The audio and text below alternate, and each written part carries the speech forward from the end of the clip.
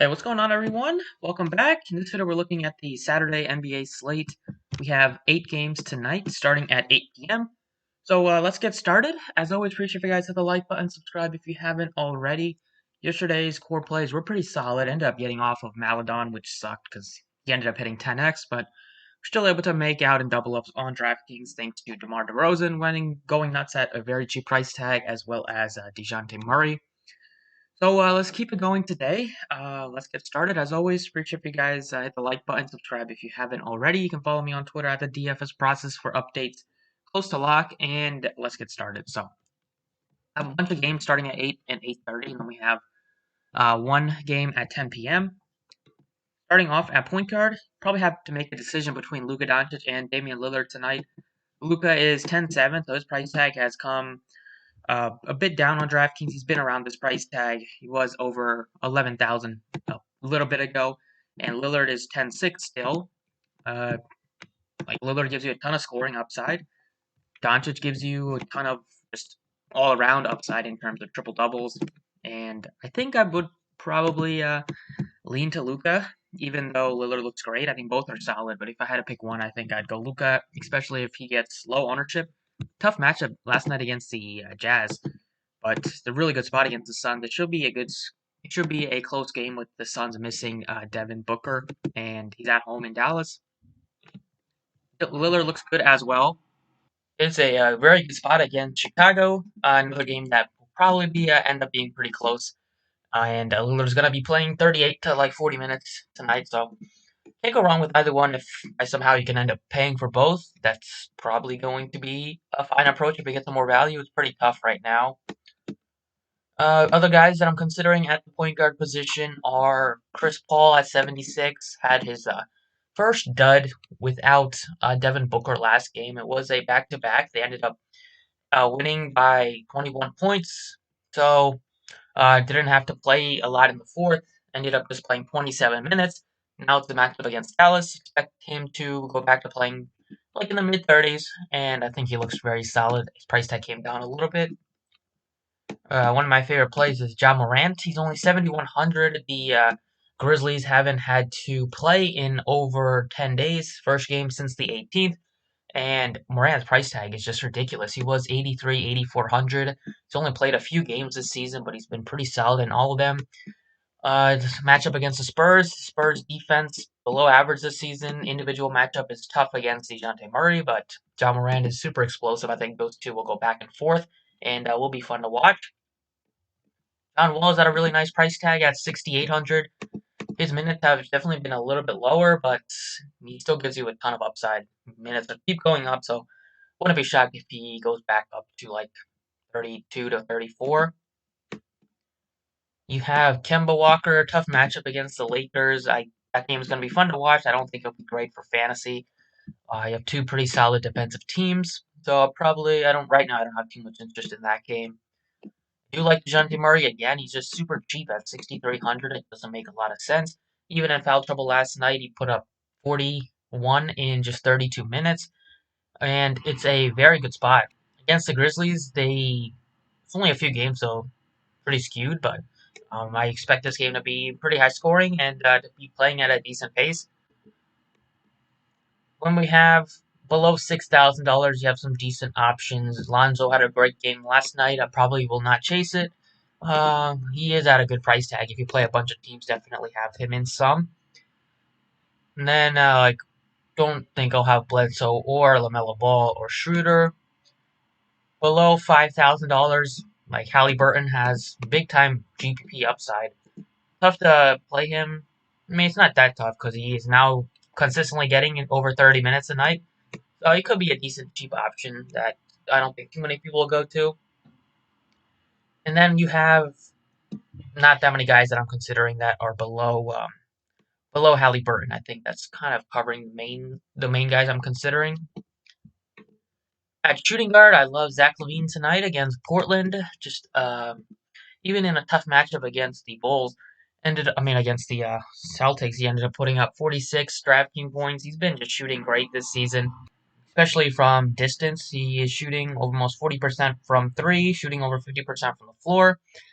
Portland doesn't play defense. It should be a high-scoring game. I think Zach LaVine at a discount at only 8,800 is going to be one of my favorite plays of the slate. Go ahead and plug him in there at shooting guard. You can also look at Buddy Hield, Andrew Wiggins. Both guys are nicely priced.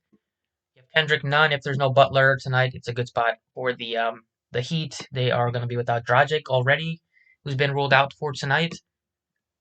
And then you do have some guys that we mentioned at point guard, like Halliburton at 4,900. You can consider. You have like a tournament option in Nawaba.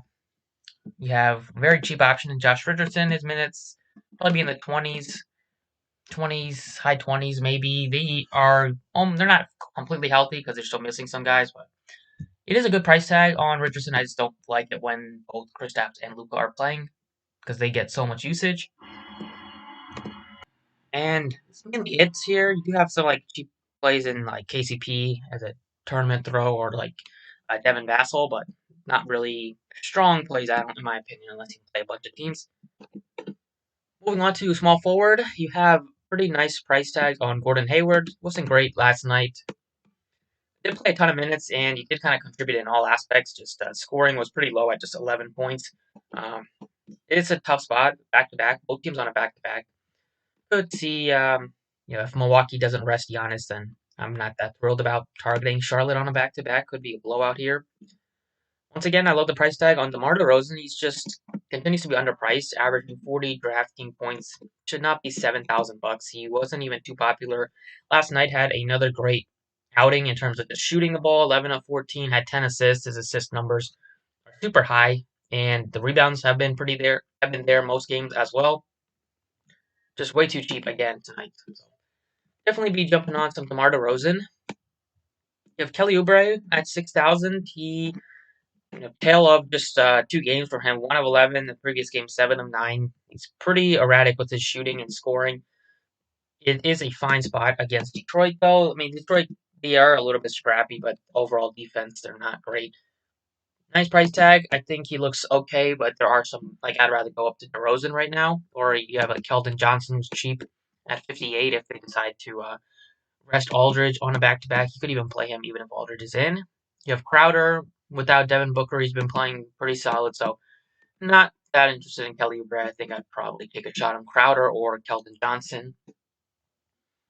Cam Johnson at 53 looks okay. I'm not that thrilled about now that his price tag is over 5,000.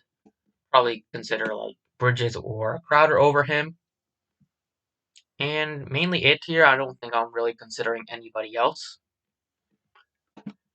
Power forward, we have Kristaps Porzingis at a really nice price tag at 75. Price tag goes down on him. He's been struggling a bit, and it is a back-to-back, but tough matchups, Denver, Utah, so really easy spot now a lot different spot going up against the Suns instead of facing Gobert. So he looks to be a bounce-back candidate, even though it is a back-to-back. Jeremy Grant, 7,800. His production has come down slightly. 3 of his last 4 games definitely hasn't hit value. But the price tag is nice. The matchup is great. So he looks fine. I like Hayward probably more than Grant at 73, though. And then you have some pretty nice tags on a very cheap play from the Memphis Grizzlies. You can also consider Aldridge if you want to, but he's not been great this season. But the guy that you probably want to get to is Xavier Tillman at 3,500. He's going to start at center, probably started last game. That was back on the 18th when Valanciunas missed, and he's already been ruled out for tonight. So Tillman, get like high 20s out of minutes out of him, maybe 30. Should be one of the best value plays at 3,500. Center, have DeAndre Ayton has been pretty bad recently. Foul trouble and blowout last game. Was on pace to have a pretty solid outing. Only had to play 23 minutes, so lost like 12 minutes there. Don't mind taking a shot. I just played him quite a bit recently, so I definitely don't want to miss the explosion out of him.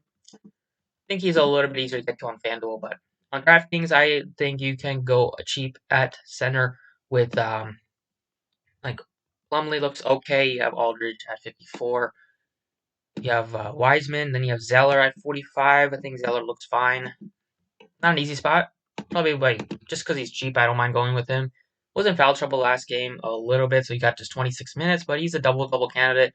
if he is going to be playing 28 to 30 minutes a night. It's against the Bucks. They play super fast, and they've actually been giving up some, like, they're allowing teams to score this season because they're just playing super fast. So I definitely think Zeller can hit you 5 to 7x value at this price tag. And then last but not least, at guard, I'll probably go back to Chris Paul at 76. Expect him to bounce back here after not having to do much. I mean, they were carried by Frank Kaminsky last game. Don't expect that to really happen on Kaminsky, and Nader had big games off the bench. Expect Chris Paul to kind of go back to having a 40-plus point outing in a good spot at a cheaper price tag than he was last game.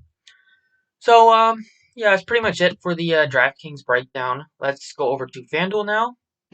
All right, on FanDuel here, starting off at point guard, you have a much different story between Luka and Lillard. Lillard looks better than Luka on FanDuel, unlike DraftKings, where he's just separated by $100. So definitely you can consider Lillard. I like John Morant at 79. Fox looks fine. Chris Paul looks great at 72. And like Kobe White's always cheap on FanDuel at 6,000. Probably tougher to get to Kobe White just because you have so many other guys that look great at the top. Probably stick with John Morant. I think he's due. I think he, after not having played in a while, I think he's gonna have a big game. At shooting guard, I love Zach LaVine at 9,000. DeRozan looks great. Buddy Hield. Devontae Graham is pretty cheap. None is cheap if there is no Butler, because there's already no Dragic tonight. Halliburton looks fine at 49, and mainly it. Richardson's also incredibly cheap, but I guess you could play him if you wanted to. But there's not a ton that you have to pay up for at center. So if you go cheaper at center, it's going to be easier to pay up for some other spots like shooting guard, and Zach LaVine looks just so good tonight. Small forward, definitely won't be having Jaylen Brown at 8,800. I think you can make a case for Hayward, but small forward has typically been, at least on FanDuel recently, it's been a position to kind of pay like the mid range because there's so many strong options. Yeah, Bridges at 6,000 looks good. Johnson at 57. Kelly Oubre at only 56. There's no Derek Jones tonight, so Carmelo looks okay. He was really bad last game. Cameron Johnson is really cheap. Those are the main guys to consider. I'll probably stick with like some of the guys in the high 5 to 6K range here, and I think Kelly Oubre looks pretty solid. At power forward, we have Giannis 11-3. Big game last night from him, even though they lost. See if they put him out there for a bunch of minutes tonight on a back-to-back. I probably won't get to him on FanDuel. I think I like some cheaper options like Kristaps is just 7,000. That's a huge price drop from him. He looks to be a solid option. You have Markkanen looks okay, but I do like Thad Young more than Markkanen. Crowder looks solid at 58. Tillman is the guy that I will probably get to at 46. You're getting a starting center at power forward. You can also make a case for Brendan Clark, but 65 is pretty different than 46. And then Thad Young looks solid at 42. And that's mainly it. Back to center here, you have DeAndre Ayton at 8,100. It's a good spot against Dallas. They've been giving up some big fantasy scores to centers. It's not other guys that I feel great about. I don't think I want to pay 73 for Holmes. Cantor looks okay at 69. Like, definitely has big time upside at that price tag. And a matchup against a undermanned Bulls team. Then you have Steven Adams, still continues to be really cheap at 5,200 at 20 rebounds last night. And then it's mainly it. You could take a shot on Wiseman. Looking at my pre-build, I think Ayton fits pretty nicely in what I ended up with. So for now, I'll have him in there. If things change, get some more value, maybe I can pay up for some other studs. But that's pretty much it for this Saturday slate. Thanks for watching. Appreciate it. And best of luck tonight.